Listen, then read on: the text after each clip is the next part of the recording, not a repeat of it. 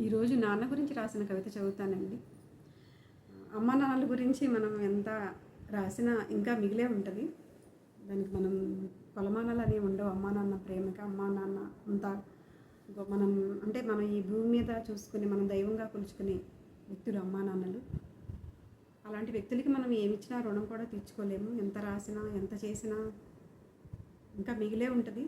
వాళ్ళ రుణం ఎప్పటికీ తీర్చుకోలేము అనమాట. అలాంటి నాన్న గురించి నేను నా అక్షరాల్లో రాసుకున్నాను, చదివి వినిపిస్తాను ఇప్పుడు.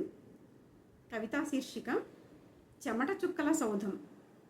పాఠాలు నేర్చుకోలేదు కానీ జీవితాన్ని గుక్క తిప్పకుండా అప్పచెప్పుతాడు. 4 ఇంగ్లీషు ముక్కలు రాకపోయినా లెక్కలన్నీ నాలుకనంటుకునే ఉంటాయి ఎప్పుడు. ప్రేమలు పులకింతలకు పెద్దగా అర్థం చెప్పలేనివాడు. నలుగురిని గుండెలో మోయడం ఎలాగో తెలిసిన మొరటు మనిషి మా నాన్న. తాను బడి మెట్లు ఎక్కకపోయినా నా లక్ష్యం చివరి మెట్టు తానైనవాడు. నన్ను అక్షరాన్ని చేసి ఆహార్యంగా మిగిలినవాడు.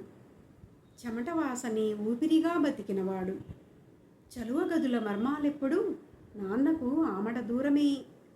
వయస్సు మీద పడినా ఒళ్ళు శిథిలమైనా జవసత్వాలు ఉడికిపోయినా ఒంటి చక్రమై ఇంటిని నడిపినవాడు.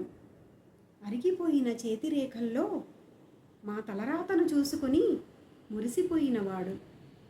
కుటుంబాన్ని సీతాకోక చిలుకగా ఎగరేసి తాను గొంగళి పురుగుగా మిగిలినవాడు నాన్న. కుటుంబాన్ని సీతాకోక చిలుకగా ఎగరేసి తాను గొంగళి పురుగుగా మిగిలినవాడు నాన్న. బిడ్డలు పక్షుల్లా ఎగరాలని ఆకాశమంత ఎత్తుకు ఎదగాలని తన రెక్కలను తెగ్గోసుకున్నోడు. తన యవ్వనాన్ని ధారపోసి తాను మృతపదంగా మిగిలినవాడు. తన యవ్వనాన్ని ధారపోసి తాను మృతపదంగా మిగిలినవాడు.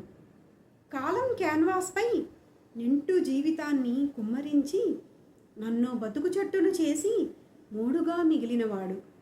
కాలం కాన్వాస్పై నిండు జీవితాన్ని కుమ్మరించి నన్ను బతుకు చెట్టును చేసి మోడుగా మిగిలినవాడు. చెమట చుక్కల సౌధానికి నన్ను మహారాణిని చేసినవాడు.